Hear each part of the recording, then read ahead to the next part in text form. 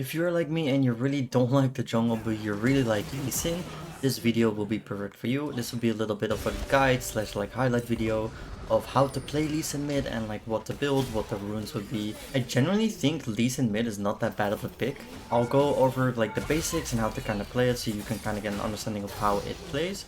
But yeah, if you do enjoy the video, don't forget to like, comment and subscribe.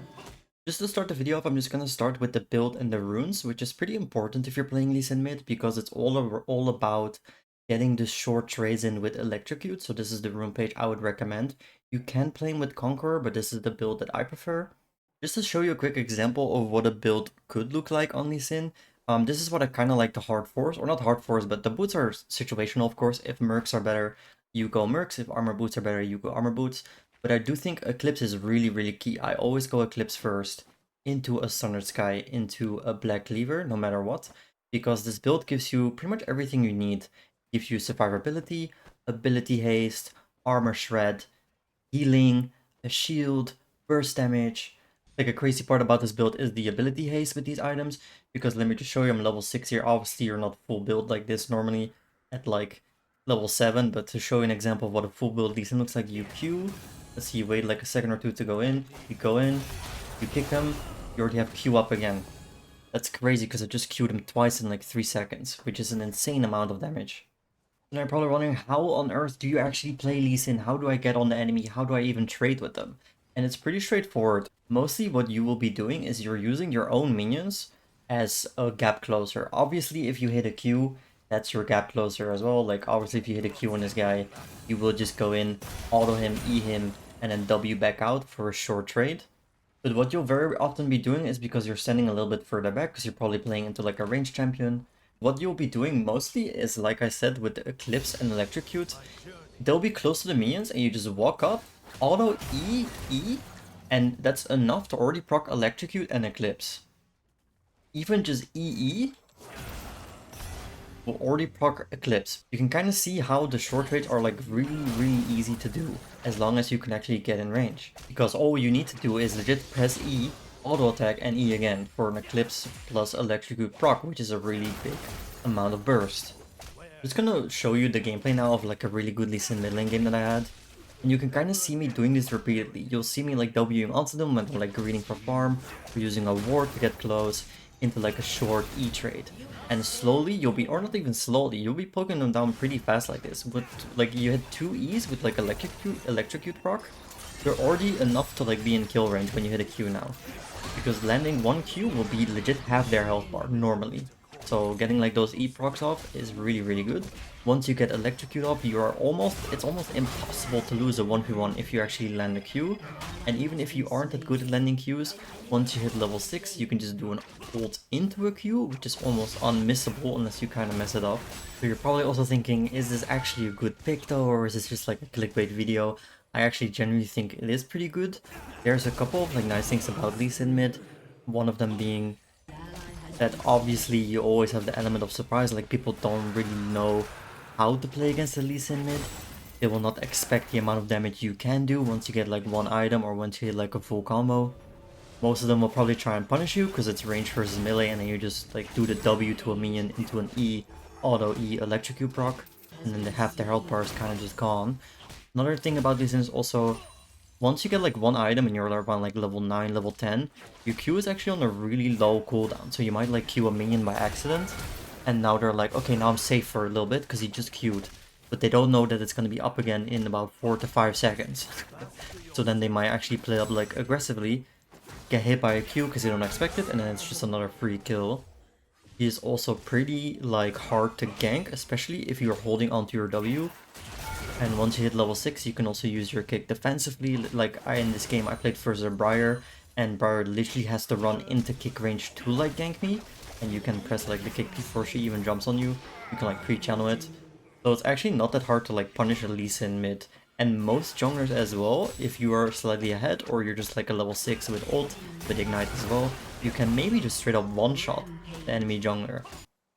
You can also go for like cool plays, maybe you like ult their jungler under your own turret if it's like a close fight like that, which makes for like cool like outplays if you're like a fan of that. You probably are, which is why you're probably trying to play Lee Sin. Lee Sin is also kind of nice to like help out teammates, I guess. Like you can rotate to your jungler pretty easily and just like shield him. And if you hit a Q on the enemy jungler, then let's say they're 1v1ing and you're rotating, you W to your jungler, hard engage on enemy jungler, and then it's really hard to lose that like 2v2 or 2v1 because you have a shield, you have a lot of damage. So if you do hit your stuff, it's really easy to like win those fights. Obviously, Lee Sin can also insect people, which makes him a pretty good like roamer as well. If you do like the roaming strat more than the laning aspect, what you can do is just rush a Ravenous Hydra, and you can just E Hydra and the whole wave is gone. You can also just work a Hydra in the build with Eclipse. I personally don't really like rushing Hydra because I feel like you lose quite a bit of damage. Then you can just like shove the wave in, rotate bot, maybe go for like a kick play, kick the enemy AD carrier support towards your own bot lane, and boom, there's a free kill for you or your team. You can also just shove lane, kind of look for the enemy jungle. Like I said, Lee Sin is really strong in the 1v1.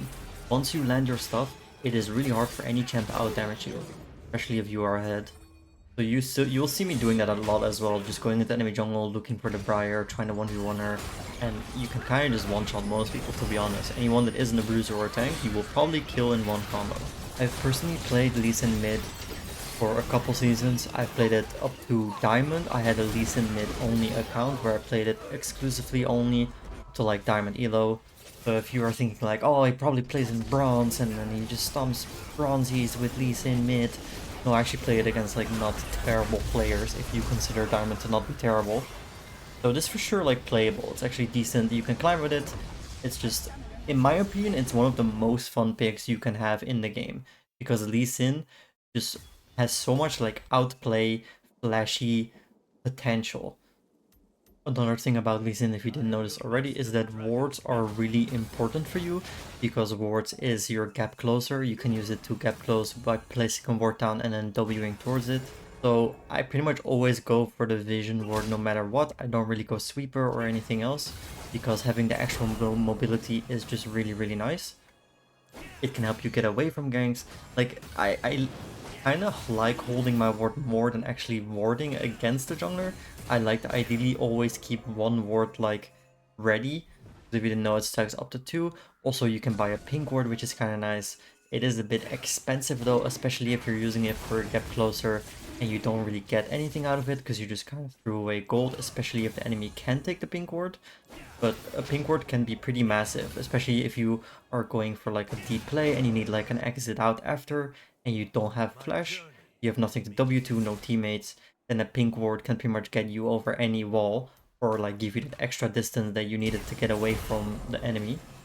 So your wards are pretty key. Make sure you always have the vision ward, and pink wards are pretty nice to buy as well.